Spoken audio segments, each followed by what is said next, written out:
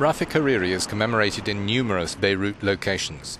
This brings the respect of some passers-by and the opposite from certain others. 9 years after his assassination, there may be more revelations to come, and some may endanger the stability of Lebanon. Hariri was Prime Minister 5 times, notably from 2000 to 2004, when the United Nations demanded that Syria withdraw its military apparatus from Lebanon and called for the Hezbollah Shiite militia to cease activities there.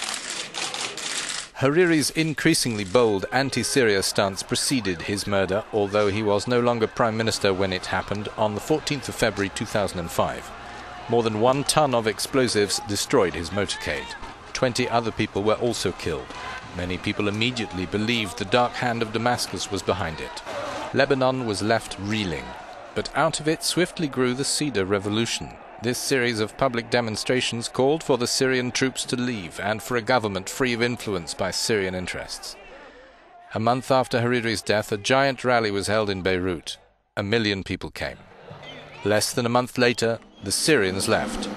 Public pressure with international support had pushed them out after 30 years there. For many Lebanese, it had felt like 3 decades of occupation and manipulation of the nation's politics. But the Syrian shadow didn't disappear. The Shiite-Sunni divide remained, and the trial of Hariri's suspected killers carries a risk that strong tensions could flare up again. Lebanon was already prey to a deep political and institutional crisis when war developed in Syria. More attacks and assassinations followed. The key targets were anyone outspoken in their criticism of Syria's President Assad and his faithful allies Hezbollah.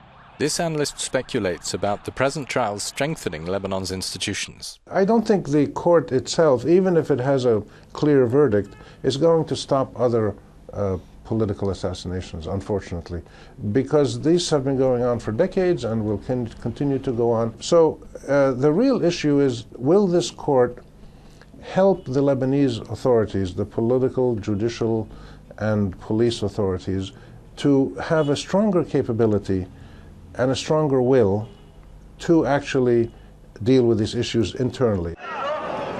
The Hariri trial and the Syrian conflict are both linked to Lebanon's divisions. Hezbollah sides with Assad against the rebels, firmly convinced that the US and Israel are conspiring with designs on Syria.